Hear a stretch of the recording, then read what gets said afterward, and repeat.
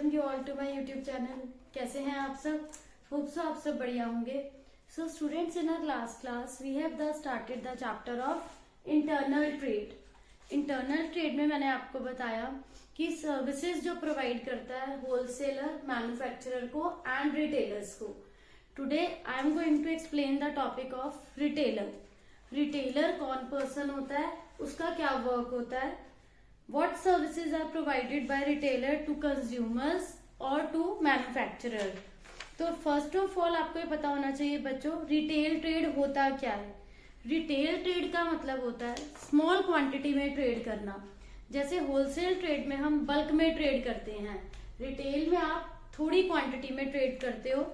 Retailer is the person, retail trade, retailer वो person है जो मैन्युफैक्चरर से या होलसेलर से गुड्स लेता है, होलसेलर से बाय करता है एंड कस्टमर को प्रोवाइड करता है। रिटेलर जो है वो लास्ट लिंक है बिटवीन होलसेलर एंड कंज्यूमर। वो डायरेक्टली मैन्युफैक्चरर से भी ले सकता है, बट उसको बेनिफिट ज्यादा किसमें है, होलसेलर से लेने में, because that person provides credit facility to retailer. तो ये उसका एक प्लस पॉइंट होता है। रिटेलर जो है वो बल्क में गुड्स नहीं लेता कभी भी। रिटेल का मीनिंग ही क्या होता है बच्चों, कि स्मॉल क्वांटिटी में बाय करना एंड स्मॉल क्वांटिटी में सेल करना। होलसेल का मतलब क्या होता है, you are buying in bulk and selling in bulk. Retailer person जो है वो बाय भी स्मॉल क्वांटिटी में करता है एंड सेल भी स्मॉल क्वांटिटी में करता है। फीचर्स ऑफ रिटेल ट्रेड में फर्स्ट आता है, ये लास्ट लिंक प्रोवाइड करता है मैन्युफैक्चरर एंड कंज्यूमर्स के बीच में। Retailer sells the goods directly to consumers. Manufacturer या होलसेलर्स को लेकर डायरेक्टली कंज्यूमर्स को गुड्स प्रोवाइड करता है। Retailer is generally located in, location कहाँ की होती है, रेजिडेंशियल एरियाज, सो दैट वो इजिली जो है गुड्स को सप्लाई कर सकता है, पहुंचा सकता है। रेजिडेंशियल एरियाज में होती है इसकी locality. It act as a middle man. Retailer act as a middle man between wholesaler and consumer. Retailer customer से कांटेक्ट टेलीफोन पे भी कर सकता है, इंटरनेट पे भी कर सकता है। इसी टाइप से वो होलसेलर और मैन्युफैक्चरर से भी कांटेक्ट फोन पर, इंटरनेट पर कर सकता है। तो these are various features of retailer. Now I am going to explain services of retailer to consumers. कि जो रिटेलर है वो कंज्यूमर्स को, कस्टमर्स को क्या फैसिलिटीज देता है एंड मैन्युफैक्चरर को। रिटेलर जो है उन्हें रेगुलर गुड्स की अवेलेबिलिटी देते हैं। कस्टमर को जब भी जिस प्रोडक्ट की नीड होती है, लाइक सॉल्ट है, शुगर है, इस टाइप का कोई भी कंज्यूमर गुड्स है, वो रिटेलर उन्हें रेगुलरली प्रोवाइड करते हैं इन स्मॉल क्वांटिटी। क्योंकि कस्टमर को ये चीजें अगर स्मॉल क्वांटिटी में चाहिए तभी वो किसको कांटेक्ट करेंगे, रिटेलर को। बल्क में तो वो कहाँ से लेंगे, होलसेलर से। तो ये आपके बच्चों फीचर्स थे, फीचर्स ऑफ रिटेल ट्रेड के। Now the topic is services. One by one हम सर्विसेज डिस्कस करेंगे। जो सर्विसेज प्रोवाइड करता है रिटेलर, किसको, कस्टमर को। Services to customer. फर्स्ट आता है readily availability of goods. Goods को वो जल्दी से प्रोवाइड करता है, रेडली, क्विकली, जितने भी गुड्स चाहिए उसे इजिली मिल जाते हैं।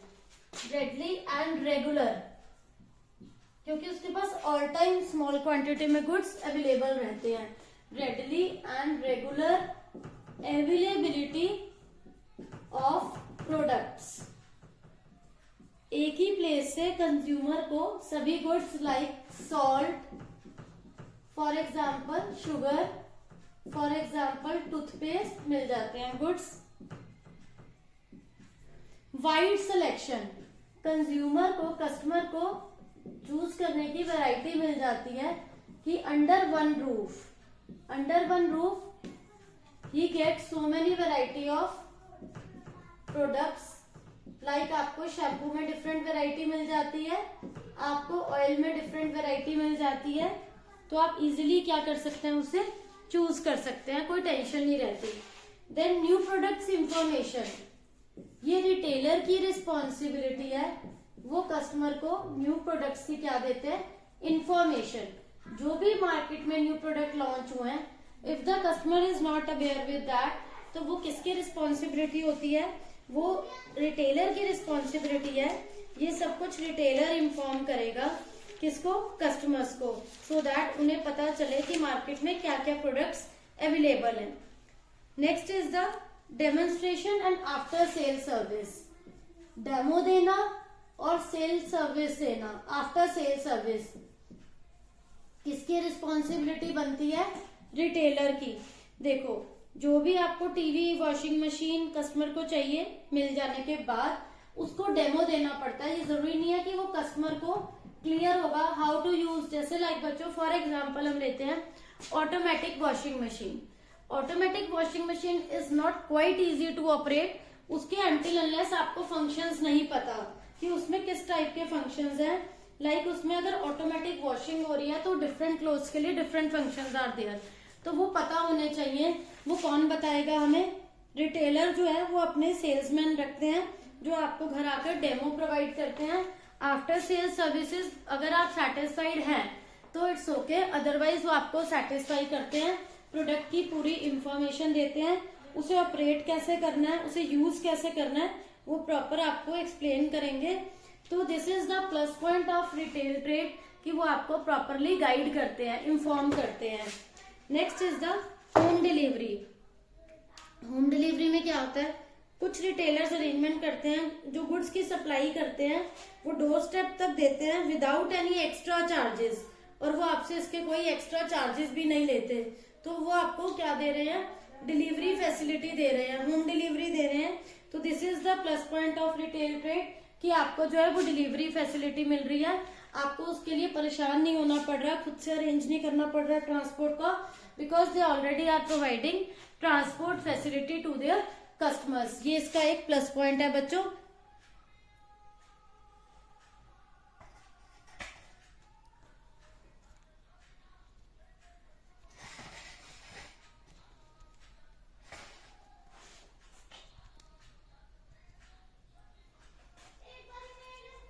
नेक्स्ट आता है इसके अंदर home delivery, convenience in buying. Home delivery में आपको प्रोडक्ट घर तक इजीली अवेलेबिलिटी हो जाती है, आपको कोई ट्रांसपोर्ट के अलग से चार्जेस नहीं देने पड़ते, आपको यहाँ पर कोई भी टेंशन लेने की नीड नहीं है।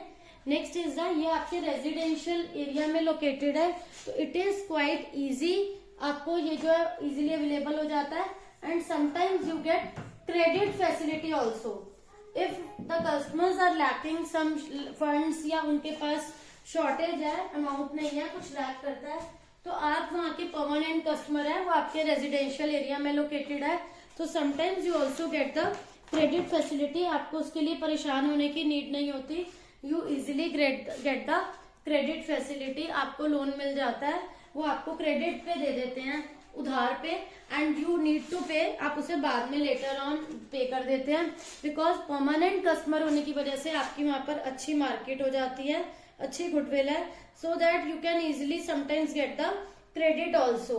तो these are the services of retailer to consumers. Now the turn is services of retailer to wholesalers और मैन्युफैक्चरर। अब हम वो करेंगे वन बाय वन। इसके बाद बच्चों हमारा नेक्स्ट टॉपिक है services of retailer to wholesaler. Retailer wholesaler को क्या सर्विसेज प्रोवाइड करता है, अब हम वो स्टडी करेंगे one by one.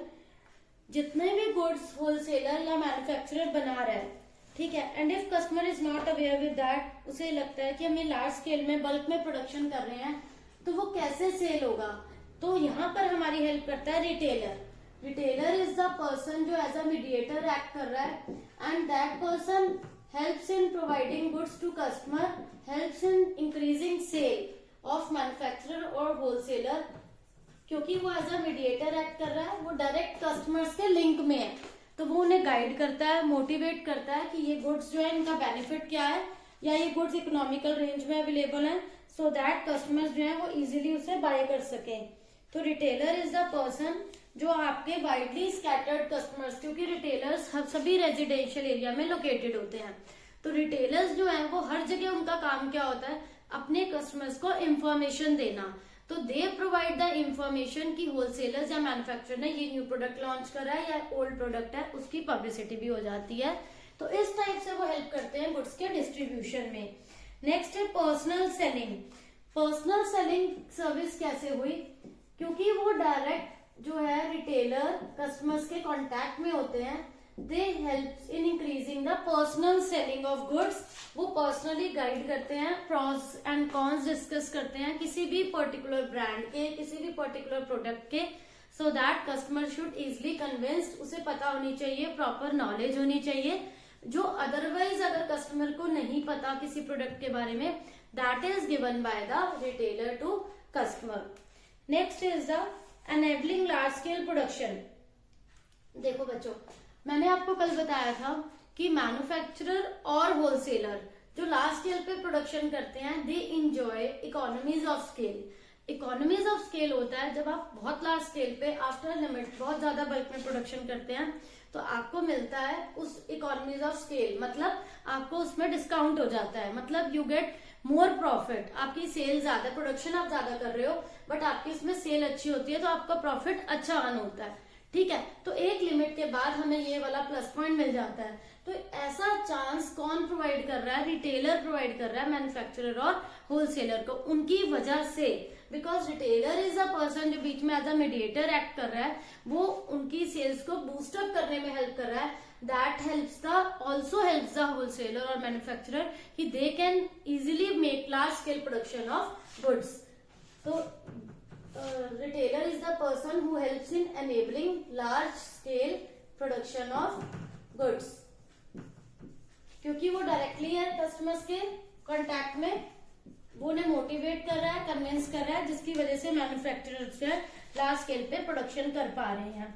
Then is the helpful in promotion, क्योंकि वो कस्टमर्स को गाइड कर रहा है बच्चों, कस्टमर्स को कन्विंस कर रहा है, उसके प्रॉस एंड कॉन्स बता रहा है, तो ही इज द पर्सन कि वो पब्लिसिटी भी कर रहा है इनडायरेक्टली, सेल्स प्रमोशन एक्टिविटी हो रही है टाइप ऑफ, क्योंकि वो उन्हें कन्विंस कर पा रहा है। तो it helps in promotion of goods, जो कि अदरवाइज नहीं पॉसिबल, रिटेलर नहीं हो तो, क्योंकि वो कस्टमर के कांटेक्ट में प्रॉस कॉन्स डिस्कस कर रहा है, गाइड कर रहा है। This also helps in the promotion of goods. Next is the collecting market information. Collecting market information क्या होता है, retailer provide information to wholesaler और मैन्युफैक्चरर रिगार्डिंग, क्योंकि वो उनके डायरेक्ट कांटेक्ट में है, कि उनके टेस्ट कैसे हैं, information regarding expectation, information regarding taste, information regarding expectation, regarding packaging, regarding discounts, regarding price. All this information is given by the retailer to wholesalers. Fine. इसके बाद बच्चों हमारा नेक्स्ट टॉपिक आता है classification of retailers. Next topic is classification of retailers. अब retailers का जो classification है वो स्मॉल स्टोर्स में डिफरेंट होता है, बिग डिपार्टमेंटल स्टोर्स में डिफरेंट होता है। कुछ कस्टमर प्रेफर करते हैं कि वो बड़े बड़े लार्ज रिटेल हाउसेज में जाएं, लाइक मॉल्स में जाएं, कि वहां उन्हें अंडर वन रूफ सभी कमोडिटीज मिल जाएं, जबकि कुछ ऐसे होते हैं उन्हें लगता है हमें लोकल एरिया शॉप्स में विजिट करना चाहिए। तो there are different types of customers जिन्हें लगता है कि हमें लोकल एरिया से लेना है, कुछ ऐसे हैं जिन्हें लगता है हमें नहीं मॉल से शॉपिंग करनी है। तो अलग अलग टाइप के लोग हैं। सो अकॉर्डिंगली अलग अलग टाइप का आपका प्रोडक्ट मिक्स आता है। प्रोडक्ट मिक्स में क्या होता है, शोरूम्स में आपको डिफरेंट टाइप्स के जो है प्रोडक्ट्स मिल जाते हैं, जिन्हें आप जनरल स्टोर्स बोलते हो, departmental stores. Classification of retailers, ठीक है। तो कहीं पर आपको सिंगल लाइन प्रोडक्ट्स भी मिलते हैं, कई स्पेशलिटी स्टोर्स भी होते हैं। Next is the pricing. Generally retailers जो है वो अपना प्रॉफिट मार्जिन फिक्स करके चलते हैं कि उन्हें लगता है हम इतनी एफर्ट्स कर रहे हैं, हमारा अपना भी पर्सनली प्रॉफिट होना चाहिए, जो भी होलसेलर्स फिक्स करके दे रहे हैं, उसके बाद वो भी अपना कुछ प्रॉफिट मार्जिन फिक्स करके चलते हैं सो दैट उनका भी बेनिफिट हो। कुछ स्टोर्स जो मार्केट एरिया में लोकेटेड है वो हाई प्राइस चार्ज करते हैं, उसमें उनका प्रॉफिट मार्जिन ज्यादा होता है, और जो लोकल एरिया में होते हैं वो बहुत नॉमिनल प्राइस पे बेचते हैं। तो सब चीज डिपेंड करती है। First is the size. Some customers prefer कि उन्हें लोकल एरिया से बाय करना है, they buy from local area. कुछ कस्टमर्स ऐसे भी हैं मार्केट में जिन्हें लगता है हम बिग डिपार्टमेंटल स्टोर्स में जाएं। बिग डिपार्टमेंटल स्टोर्स में हमें अंडर वन रूफ सभी कमोडिटीज मिल जाएंगी, ठीक है। Another point is product mix. Product mix में क्या आता है कि आपको शोरूम में बहुत सारे प्रोडक्ट्स मिल जाते हैं, प्रोडक्ट्स की वैरायटी मिल जाती है। स्टोर्स में क्या होते हैं, डिफरेंट वैरायटी ऑफ प्रोडक्ट्स, जिसको आप बोलते हैं डिफरेंट लाइन ऑफ प्रोडक्ट्स। एक ही ब्रांड के डिफरेंट जो है प्रोडक्ट्स मिल जाते हैं स्टोर्स में। इन्हें हम जनरल स्टोर्स भी बोलते हैं, डिपार्टमेंटल स्टोर्स भी बोलते हैं, जबकि एक पर्टिकुलर अगर आप लाइन में डील कर रहे हो उन्हें आप स्पेशलिटी स्टोर्स भी बोलते हैं। नेक्स्ट है इसमें पॉइंट बच्चों प्राइसिंग। अब इसमें क्या है, जो मार्केट कुछ स्टोर्स ऐसे हैं जो मार्केट में हाई प्राइस चार्ज कर रहे हैं, उन्हें लगता है हम बिग प्रॉफिट अर्न करें, ठीक है। जिन्होंने शोरूम्स मेंटेन कर रखे हैं, शोरूम्स वालों को लगता है our profit should be high. Profit high करने के चक्कर में उन्होंने प्राइस क्या फिक्स कर रखे हैं, ज्यादा, ठीक है। जबकि कुछ स्टोर्स जो रेजिडेंशियल एरिया में है उन्हें लगता है हम कम प्रॉफिट अर्न करेंगे, बट इसीलिए उन्होंने जो है प्राइस क्या रखे हुए हैं, बहुत लेस रखे हुए हैं, nominal. Then is the service level. बहुत सारी रिटेल स्टोर्स बच्चों ऐसे हैं जो एडिशनल सर्विस देते हैं, लाइक होम डिलीवरी दे रहे हैं, क्रेडिट फैसिलिटी दे रहे हैं, तो वो उसके क्या करते हैं, एक्स्ट्रा चार्जेस लेते हैं। बट कुछ ऐसे हैं retail stores, they are not charging for of even a single price, even a single rupee for their home delivery or for their credit charges। तो इस टाइप से बच्चों हम रिटेलर्स का क्लासिफिकेशन करें। अगर देखो बच्चों रिटेल शॉप आती है, सोल प्रोप्राइटरशिप है या पार्टनरशिप है, कुछ इस टाइप की है, कुछ है large departmental store, multiple shops, तो बहुत सारी वैरायटी आती है इसके अंदर। तो ये हो गया बच्चों आपका क्लासिफिकेशन ऑफ रिटेलर्स का, on the basis of size, on the basis of pricing, basis of service level and on the basis of product mix। तो बच्चों this is all about for today। आज हमने करा services of retailer to manufacturer and customers, ठीक है, and different types of classification of retailers। so बच्चों hope so आप सबको ये टॉपिक क्लियर हो गया होगा, कोई डाउट नहीं होगा।